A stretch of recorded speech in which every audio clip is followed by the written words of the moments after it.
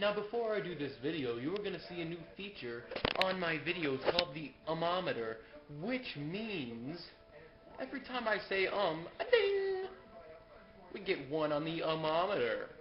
So, try to keep my ummometer as low as I possibly can as that's really annoying.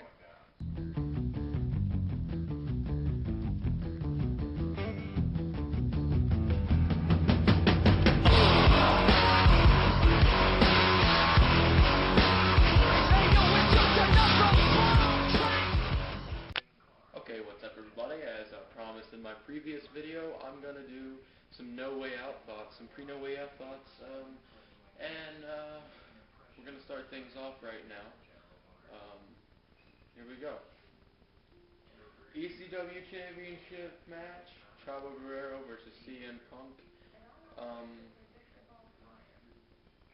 I do not see Punk winning because I want Punk to win, and every week now he has completely owned Chavo Guerrero, and I do not want them to bury Chavo that way. But if they do, hey, they can do what they want, but I would kind of like to see Chavo win, and maybe Punk pick it up on ECW a few weeks later. So, I'm going to say, no, I don't want it to happen, but I'm saying Punk is going to win. I do want Punk to get the title back, because I do want to see Shelton Benjamin at WrestleMania against him, but okay, CM Punk is going to win. I hope they don't bury Chavo. Okay, now we move on to the next match, which is, and this is in no particular order. I don't know the actual order that they're going to do it, but Mr. Kennedy versus Ric Flair.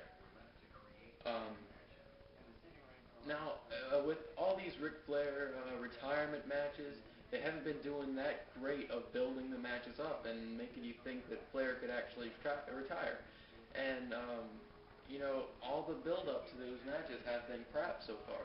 But I do have to say, on Raw last week, Ric Flair, fucking wonderful promo, man. That was a great promo. Ric Flair did perfect on that. It was just fantastic. It's the kind of promo that you would expect from a storyline like this. For someone that's been in the business this long to have to retire, that's the kind of promo you'd want. You know, Mr. Kennedy isn't the greatest wrestler in the world. He can take care of himself, though, in the ring. I mean, he can have okay matches. I'm going to say Ric Flair is going to win, of course. And I'm predicting that it's not going to be like that of a match. I think he's going to do a little better job than MVP did, although I'm a big fan of MVP. I just think that these guys can work better with each other. Okay, now, next match we go to will be Edge versus Rey Mysterio, the World Heavyweight title. Now, again, this is going to be a fantastic match, and SmackDown this week, I was at SmackDown Live, as I was ECW, and I got to see a little build-up from that. I just thought that was worth noting, and they didn't really do too much with it, and I'm not going to tell you anything that happened if you want to know. So, I'm going to say that definitely Edge is going to get the win. I don't see him putting a babyface, especially Rey Mysterio, in the main event at WrestleMania as the champion right now, especially with who they could have as contenders. Alright, so Edge is going to win. I think they're gonna do some sort of interference batteries, but I'm getting right now to the next match, which is the WWE Championship match. John Cena will take on Randy Orton for the WWE Championship. This match will be good. There's been some good build up for this match. Mark up 2 for the meter. And these people have had good matches together. These two wrestlers have had fantastic matches together. Nothing like a 5-star classic or anything, but, I mean, they haven't had really any bad matches. So this should be pretty good. And I see John Cena getting the win. I don't know what Randy Orton's going to do after this for WrestleMania, but he'll probably, you know, take on Ric Flair in his career at WrestleMania or something. But you know, either way you look at it, this is going to be a pretty good match. Yeah, that's pretty much what's going to happen. Okay, SmackDown Elimination Chamber. SmackDown ECW, just because of Big Daddy V, so what? SmackDown ECW Chamber, we got Batista, Undertaker, MVP, Khali, Big Daddy V, and Finlay. Okay, well, what's obviously going to happen is pretty much Batista versus The Undertaker in this thing. It's obvious what's going to happen. They've got Undertaker in there, and they've got Batista in there. What's going to happen is they're just going to, one by one, feed their monsters to The Undertaker and Batista, because WWE are complete retards with building monsters, and they do not know how to do it. Monsters are the same thing as jobbers to them, and it's pretty sad. No one's going to get credibility boost other than Batista and The Undertaker, and do they need it? Not really, but I see Batista winning. I don't want it to happen, but thing is that I'm so thinking it's gonna be The Undertaker, and how they love to swerve now. Fucking Swervy McSwervington running the booking. So I'm gonna say it's gonna be Batista. I fucking hope that doesn't happen, because it's like 3 main events in a row, I think. No, he was hurt. Yeah. But still, I mean, come the fuck up. He's had way too many main events. I'm gonna say it's gonna be Batista. I don't really want it to happen. I want it to be The Undertaker.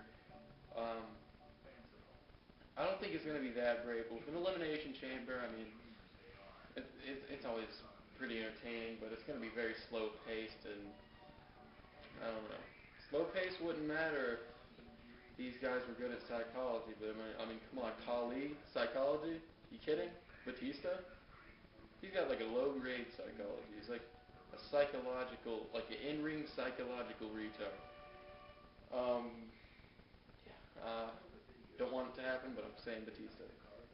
I might regret that later, because it could be The Undertaker, but Batista. Alright, and the Raw Elimination Chamber, I don't actually have the names written down right here. From what I can think of right now, though, it's Triple H, Triple H, Triple H, Triple H, and Triple H. Okay, but seriously, we got Y2J, Umaga, JBL, Shawn Michaels, Triple H, and someone, Jeff Hardy. Yeah. Oh, great match on Raw, by the way. I'm saying it's definitely going to be Triple H, mainly because everybody else, I think, could do something better at WrestleMania, or is tied up with something different.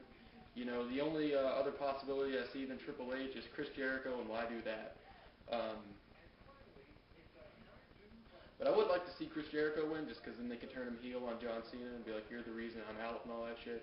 Or even if Randy Orton wins, which isn't going to happen, he could save us at WrestleMania. But it's going to be Triple H. I got the feeling the match should be great. The match should be fantastic. Yeah, because there's no one really that's that bad in this match. You can say JBL, but then I can say you're a fag. But, you know, it's my thoughts on No Way Out. Some pre-No Way Out thoughts. I'll have a review whenever I can review it. So, see you guys later, and peace. Oh, and I know I spelled through wrong in the last video, but give me a break.